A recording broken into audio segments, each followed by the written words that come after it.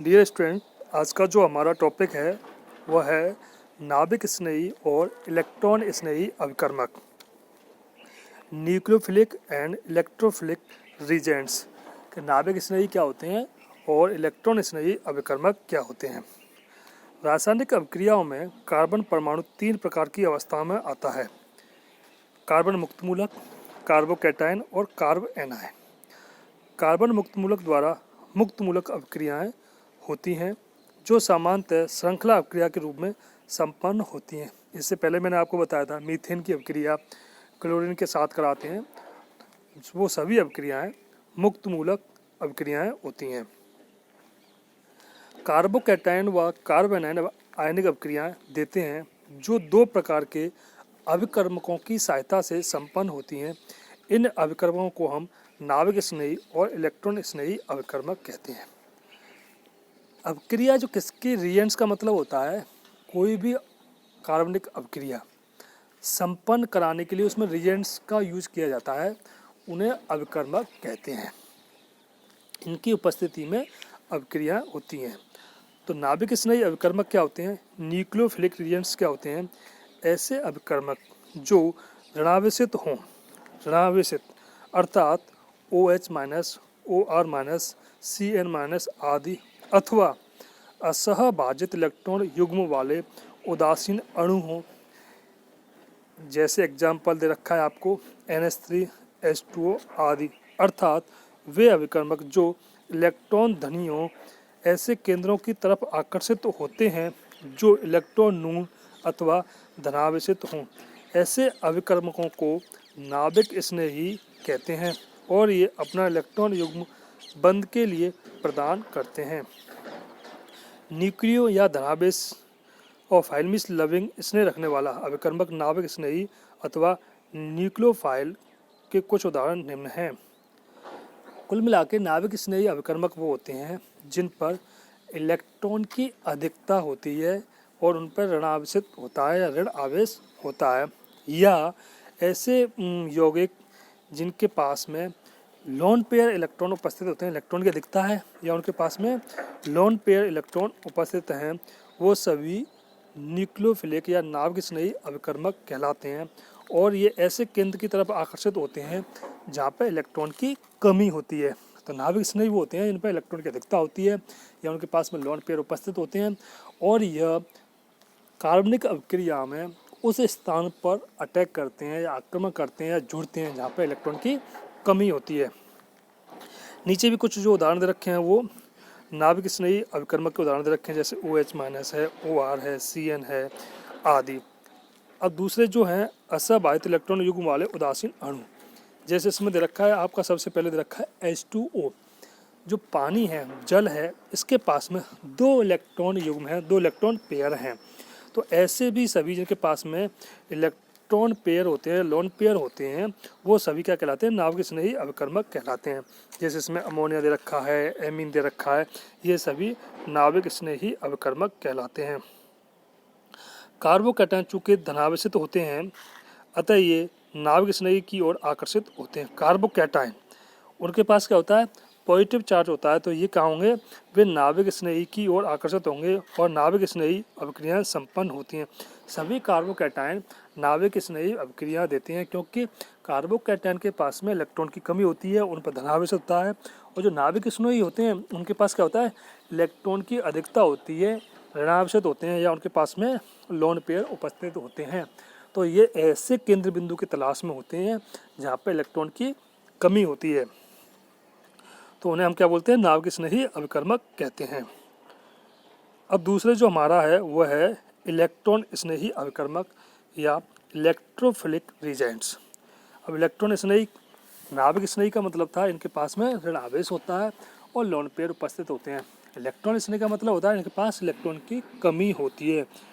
वे अभिकर्मक या तो धनावेशित होते हैं अर्थात धनायन जैसे H3O+, NO2+ आदि, या अपूर्ण अष्टक वाले उदासीन अणु लुईस अम्ल होते हैं, उदाहरण के लिए BF3, AlCl3 आदि। ऐसे अभिकर्मक चूंकि इलेक्ट्रॉन न्यून हैं, अतः ऐसे केंद्रों की ओर आकर्षित होंगे जो ऋणावेशित होंगे अर्थात इलेक्ट्रॉन धनी हों। अतः इन्हें इलेक्ट्रॉन स्नेही या इलेक्ट्रोफाइल्स कहते हैं। निम्न अभिकर्मक इलेक्ट्रॉन स्नेही अथवा इलेक्ट्रोफाइल के कुछ प्रमुख उदाहरण हैं। सीधे सीधा स्पष्ट है कि इलेक्ट्रॉन स्नेही अभिकर्मक वो होते हैं जिन पर धनावेशित होता है, या लुईस अम्ल जैसे BF3 है, AlCl3, ये सभी क्या होते हैं, इलेक्ट्रॉन स्नेही अभिकर्मक होते हैं, या जिनका अष्टक पूर्ण नहीं होता है। अपूर्ण अष्टक वाले सभी उदासीन अणु भी इलेक्ट्रॉन स्नेही अभिकर्मक कहलाते हैं। सवाल ये है, पेपर में दो तरह से सवाल आता है। क्वेश्चन आपसे पूछेगा, या तो आपसे पूछेगा नाभिक स्नेही और इलेक्ट्रॉन स्नेही अभिकर्मक क्या होते हैं, तो आपको थोड़ी सी उनके बारे में बताना है और आपको उनके दो चार चार एग्जाम्पल बताने हैं। लेकिन सवाल एग्जाम्पल ये आता है, पेपर में सवाल ये आता है कि आपको क्या करेगा, 4 से 5 नाभिक स्नेही और 4 से 5 इलेक्ट्रॉन स्नेही दोनों को मिक्स करके देता है, और वो आपसे कहेगा इसमें से नाभिक स्नेही कौन से हैं और इलेक्ट्रॉन स्नेही अभिकर्मक कौन से, छांटिए। तो आपको स्पष्ट है, क्लियर है, सिंपल है कि नाभिक स्नेही कौन से होते हैं और इलेक्ट्रॉन स्नेही कौन से अभिकर्मक होते हैं, उनको आप आसानी से छांट सकते हो। अब इसके बाद में जो हमारा नेक्स्ट कुछ टर्म्स हैं जो ऑर्गेनिक केमिस्ट्री के अंदर या ऑर्गेनिक रिएक्शनों में काम में लिए जाते हैं। पहला है इंडक्टिव इफेक्ट, इसको बोलते हैं आप प्रेरणिक प्रभाव या प्रेरण प्रभाव बोलते हैं, इंडक्टिव इफेक्ट। हम जानते हैं कि एल्किल समूहों का +I प्रभाव पड़ता है, अतः मुक्त मूल कार्बन पर जितने अधिक एल्किल समूह होंगे वे उतना ही अधिक इलेक्ट्रॉन घनत्व देंगे। मतलब कार्बन पर इलेक्ट्रॉन न्यूनता को उतना ही कम कर देंगे, अर्थात मुक्त मूलक का स्थायित्व उतना ही अधिक बढ़ जाएगा। इंडक्टिव इफेक्ट का मतलब होता है एल्किल समूह, ये दो तरह का होता है, +I प्रभाव और -I प्रभाव। +I प्रभाव का मतलब ऐसे एल्किल समूह जो इलेक्ट्रॉन प्रदान करते हैं वो +I प्रभाव प्रदर्शित करते हैं। ऐसे समूह जो एल्किल समूह जो इलेक्ट्रॉन को ग्रहण करते हैं, दो तरह के होते हैं, इलेक्ट्रॉन डोनेटिंग और इलेक्ट्रॉन विथड्रॉइंग, मतलब इलेक्ट्रॉन प्रदान करने वाले और इलेक्ट्रॉन ग्रहण करने वाले। जो एल्किल समूह इलेक्ट्रॉन प्रदान करते हैं, उस कार्बन पर जुड़े हुए हैं, उस कार्बन को इलेक्ट्रॉन प्रदान करते हैं, उनको बोलते हैं +I प्रभाव, वो +I प्रभाव प्रदर्शित करते हैं। और जो इलेक्ट्रॉन ग्रहण करते हैं, इलेक्ट्रॉन विथड्रॉइंग होते हैं, उनको बोलते हैं -I प्रभाव। तो जितने अधिक एल्किल समूह इलेक्ट्रॉन डोनेटिंग जुड़े हुए हैं या ऐसे एल्किल समूह जुड़े हुए हैं जो इलेक्ट्रॉन प्रदान करते हैं, वो उस कार्बन पर इलेक्ट्रॉन की अधिकता या इलेक्ट्रॉन घनत्व को बढ़ा देते हैं, और इलेक्ट्रॉन घनत्व बढ़ाने से उसका स्थायित्व बढ़ जाता है, क्योंकि उस कार्बन पर इलेक्ट्रॉन की कमी है, उसको वो धीरे धीरे कम करते जाते हैं। इलेक्ट्रॉन की कमी जैसे कम होती जाती है उसका स्थायित्व बढ़ता जाता है। जैसे इसमें दे रखा है मुक्त मूलकों के रूप में, ये आपको एग्जाम्पल दे रखा है। इस एग्जाम्पल में आपको तृतीयक, द्वितीयक और प्राथमिक और मैथिल 4 दे रखे हैं। इनके स्थायित्व क्रम जैसे इसमें एरो के निशान से दिखा रखा है कि तृतीयक का स्थायित्व सबसे ज़्यादा है, फिर सेकेंडरी का है, फिर प्राइमरी का, फिर साथ लास्ट में आता है मैथिल फ्री रेडिकल। अब इसके स्थायित्व क्रम सबसे ज़्यादा तृतीयक जो फ्री रेडिकल है, मुक्त मूलक, वो सबसे ज़्यादा स्थायी है, क्योंकि उसमें उस कार्बन पर जो इलेक्ट्रॉन की कमी थी, 3 एल्किल समूह CH3 ये इलेक्ट्रॉन प्रदान करते हैं और उस कार्बन पर इलेक्ट्रॉन की न्यूनता को कम कर देते हैं, इसलिए उसका स्थायित्व बढ़ जाता है। उसके बाद सेकेंडरी में 2 जुड़े हुए हैं, टर्सरी में 1 जुड़ा हुआ है, और उसमें मैथिल में 2 सिर्फ हाइड्रोजन जुड़े हुए हैं। तो जितने अधिक एल्किल समूह जुड़े होंगे जो इलेक्ट्रॉन डोनेटिक ग्रुप हैं, उससे उसका स्थायित्व बढ़ जाता है, और इलेक्ट्रॉन विथड्रॉइंग ग्रुप होते हैं उससे उसका स्थायित्व कम हो जाता है। इसको बोलते हैं हम इंडक्टिव इफेक्ट या +I प्रभाव या -I प्रभाव। तो ये कुछ टर्म्स हैं, इनको समझना बहुत ज़रूरी है। इसके बाद जो हमारा अगर नेक्स्ट टर्म्स चालू होता है वो होता है अतिसंयुग्मन, जिसको बोलते हैं हाइपर कॉन्जुगेशन। हाइपर कॉन्जुगेशन एक तरह का अनुवाद के रूप में है, रेजोनेंस के रूप में ही काम में आता है। ये भी स्थायित्व का दूसरा कारण है कि कोई भी अणु का स्थायित्व स्टेबिलिटी कैसे बढ़ेगी, हाइपर कॉन्जुगेशन के द्वारा भी उसकी अलग अलग अनुनादी संरचनाएं प्राप्त होती हैं। इस अनुनाद में बीटा हाइड्रोजन परमाणु भाग लेते हैं। किसमें? हाइपर कॉन्जुगेशन में, अतिसंयुग्मन में बीटा हाइड्रोजन परमाणु भाग लेते हैं। उदाहरण के लिए एथिल मुक्त मूलक प्राथमिक में 3 बीटा हाइड्रोजन परमाणु हैं। ये नीचे जो एग्जाम्पल दे रखा है एथिल मुक्त मूलक का एग्जाम्पल दे रखा है, जिसमें 3 बीटा हाइड्रोजन परमाणु हैं। 3 जो कार्बन पर फ्री रेडिकल जुड़ा हुआ है उसको अल्फा, उसका सेकंड वाला जो कार्बन है उसको अपन बोलते हैं बीटा कार्बन परमाणु, और जिस पे जो हाइड्रोजन जुड़े हुए हैं उनको बोलते हैं बीटा हाइड्रोजन परमाणु।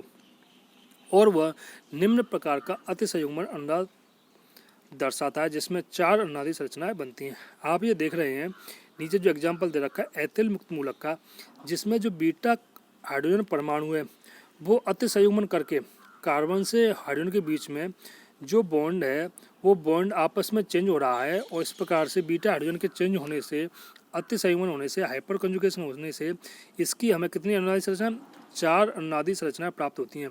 अगर किसी अणु की जितनी अधिक अनुनादी संरचनाएं होंगी वो उतना ही अधिक स्टेबल होगा, स्थायी होगा।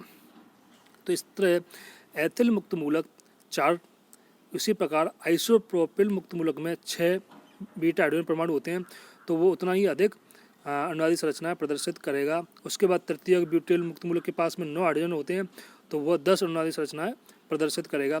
जितनी अधिक अनुनादी संरचनाएं होंगी वो उतना ही अधिक स्थायी होगा। तो नीचे जो इनके स्थायित्व का क्रम दे रखा है उसमें आप देख रहे हैं तृतीयक ब्यूटिल, आइसोप्रोपिल, एथिल और मैथिल, क्योंकि सबसे अधिक तृतीय ब्यूटिल की जो हाइपर कंजुगेशन के द्वारा अनुनादी संरचना प्राप्त होंगी, उसके बाद आइसोप्रोपिल की हैं, फिर एथिल की हैं और मैथिल की हैं, तो उससे इनके स्थायित्व का निर्धारण किया जाता है। तो हाइपर कंजुगेशन के द्वारा भी जो अनुनादी संरचनाएं प्राप्त होती हैं उससे भी उनका स्थायित्व बढ़ता है।